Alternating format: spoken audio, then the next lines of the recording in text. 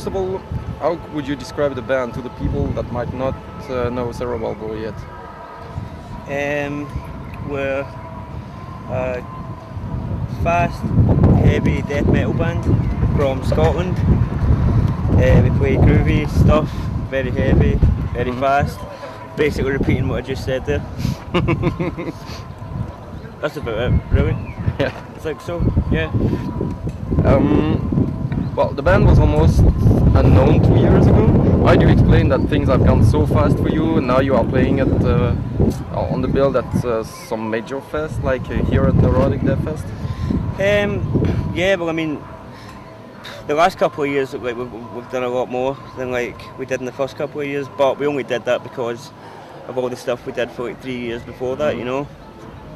But I mean, the last couple of years, I don't know, we've tried a lot harder, and we caught the attention of like the bigger promoters, you know. And it's only then we kind of made the transition to like playing on bigger bills with like bigger bands and stuff, you know. So yeah, I think it was just then, and then we took a much bigger boost when we recorded our album, you know, and like did a music video and stuff like that.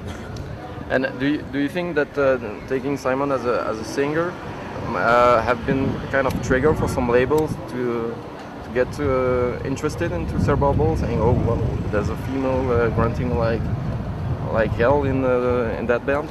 Well, yeah, like we had a lot of label offers before we actually went with Eric. Before we recorded the album, then a whole bunch after we recorded, you know. But yeah, I think like the female vocalist thing's it's always going to be good for any label, you know. It's marketable, you know. It's got any label would see, but I mean that's what a label's out to do, you know. They're out to use whatever they have at their disposal to put the band in the place where they're trying to get them, you know. And that, I mean, that's fine for us because like we never cared about what gender our vocalist is, you know. Like we never went on search of a female vocalist ever. Like we just happened to have one, so it's not like we haven't gone out of our way to find some marketing ploy for the band or anything like that. And like, so it works absolutely fine for us. It's good for us, you know. More exposure, and it's not like we haven't worked hard to get to this point, you know. Like we've worked real hard for years. So yeah, I don't know. I think we've earned it in a little way, you know. Whether it's through exposure of a female vocalist or any other form. But I mean, I think the music. I mean, if the music sucked and you had a female vocalist on it, yeah, anyway, it doesn't care. You couldn't just market any old shit because it's got a female vocalist on it, you know. So I'm at least like I know that the music is like the main thing and of the whole reason why we were signed to it, you know. And I think like the female vocalist thing's like a byproduct of that, you know. Certainly from what the label have told us. Yeah, and don't you fear that now with the success being so quick that it goes too quick and you will kind of lose yourself in the process of the labels pushing you to get new records and No. This is what we've been waiting for years. Like this is, it's not gonna be too quick. Like I mean, we've spent 5 years just trying to get to this point, you know. So, I mean, the quicker we can get up the ladder and get to the next stage and doing the bigger tours, and the quicker we can get there, the better for us because we've got a lot of energy. You know, we have a lot to give as a band, and the quicker we get there, the quicker we get to really get the momentum we've always wanted as a band. You know, so it couldn't come quick enough for us at this point. You know. Yeah, and the first full length was released last year. Was it a big relief for you, or was that stress, or pressure, or anything? Yeah, well, I mean, it was a big relief to finally get the album out because I mean we'd been working on it for years. But yeah, the stress between like April last year, between April and like August last year, there was a major stress with the band, just that final point of like putting the album out, you know. But as soon as the album was out, all the stress was off, and now like the stress is coming back because we need to get songs together for another one. And on the album, you choose some songs that were from the demos, but not all of them. How did you choose the ones that were to appear on the album? Well, we took two, and I think it's basically because they were the only two that we actually still played live, you know. We still like those songs, but whereas all the other ones, they were written and recorded when we were just finding our sound, you know, and like finding our feet. So I think the two that we put on the album were the most likely ones that we would have used, because we play them live still, you know, we still enjoy them. And I actually think we made them sound a lot better on the album than they did before, you know. Like certainly Flesh Reflects the Madness, that song's like a lot faster on the album. And seeing the band history, it's rather short, but you seem to have lots of singers differently. Is that just a bad place or just some bad luck with the old singers? Well, I mean, we've had, I think we've had 3 full-time vocalists so far, 3 main ones anyway. We had a bunch of like stand-ins in between, but I don't know why we had so much trouble with vocalists. It was like, it's just something that's really plagued us, you know.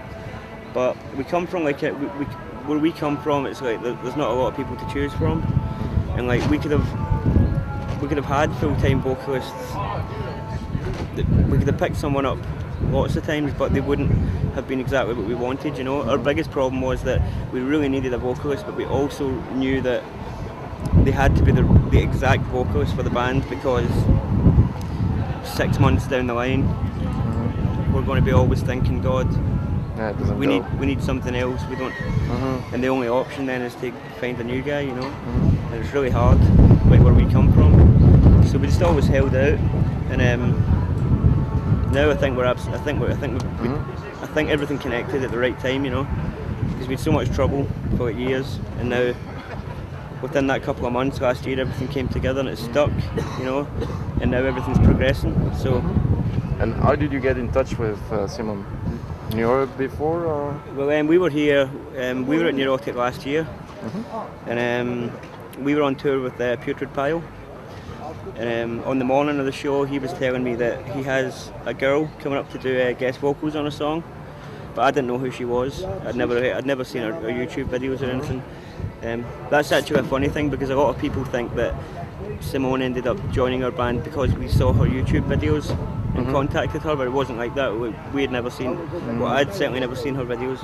So yeah, we met her here last year, and then we were in touch for a couple of months, and then she asked for an audition, and I said, yeah, we'll audition you. And we got her over, and that was it basically. Like, just naturally processed. Yeah, I mean, within 10 days, she learned the whole set. She re-recorded all vocals on the album, and then she played her first show at Obscene Extreme. So it was a big 10 days, you know. Yeah, and one of the old singers just joined the French band Kronos, which is the band that just been back. You are still in contact with him? You were planning some things together with the old members in the new bands, or? Chris, who just does vocals for Kronos, very good friend, one of our best friends. Yeah, like I'm in touch with him all the time. Like, he has another band from Edinburgh called Cancerous Womb, and yeah, like I see Chris all the time. We're in touch with like pretty much every past member that we've had, besides our last vocalist. That was mostly due to the manner in which he departed the band, you know. Yeah. Every other member sort of, we parted ways on reasonably good grounds, so we stay in touch, you know. And you plan something together? So? We don't actually have anything planned with them. Well, I mean, we do shows with like Chris's other band, Cancerous Womb, quite a lot, you know. Like in Edinburgh, we have another one next week in Edinburgh with them, you know. So we see each other naturally anyway. I don't know if we'll maybe do something with Kronos now that he's in the band. Yeah. And do you have other plans for Cerebral Boy in the future? Yeah. Well, next month we go to America, and we're in America for 2 weeks, and then we go to Mexico for a week, and then we've got a bunch of European stuff that's being announced soon for August, and then we go to Ukraine with the Safari Tripsy in September for a week, and then we go to India at the end of September, and we've got a bunch of European and UK stuff between then and December. So we're busy for the whole rest of the year, you know. So maybe touring as well? Touring non-stop pretty much, and having to try and write the next album and in between, you know. And how do you personally come to metal music? What are the bands that you listened to when you were young that made you say, oh, I want to do that for my life? Yeah, I don't know, there was a lot of bands like Cryptopsy. I mean, I think Decapitated were like the first band to like really open my eyes to like the sort of brutal, forward-thinking sort of new age death metal stuff, you know, like if you could say it like that. Like Decapitated were a big one, like Cryptopsy. I really loved Spawn of Possession, loved that band. I think I was into a bit of Dayside when I was really young. Yeah, but I'd say these bands, like local bands as well, like from like where I grew up, like bands like Man Must Die, you know, that were from the same town as them. Like I put on like the first ever Man Must Die show, like in Glasgow, like when they first started out, and like they were always like a big inspiration, you know. Like they got on Relapse in like 2006, and like at the time we thought that was amazing, you know. So yeah, like even bands like them, they were a big inspiration. They certainly. Like mutual influence yeah, within the local scene. Then. They let me see that like people like us can go and do stuff like that, you know. So. And what was the first album that you bought in metal? The first metal album that I bought? I think it was Number of the Beast by Iron Maiden. Bought it on CD, and I think it was about a week after I got my first CD player. Don't ask me the year. No, I won't do that. I don't know what year it was.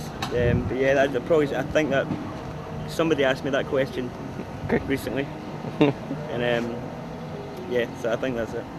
And among all Cerebral songs, which one is your favorite? All of them? Oh, yeah, among all of them. Which one is the one when you try to put the set list, you say, oh, that one I gotta put on it? Well, we don't actually have that many songs right now, so they all end up on the set list anyway. I don't know, let me think. Well, ones that I like to play live, I mean, I really like to play the Bald Cadaver. I like to play Maniacal Miscreation. Like these are like the sort of newer ones that we wrote towards the end of the first album, you know. Yes, any of those ones, the newer stuff.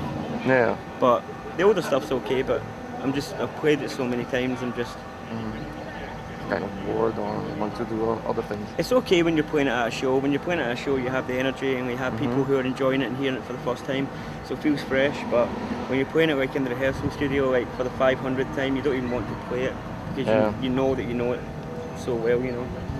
Yeah, so any of the new ones, probably the Bald Cadaver. Cheers.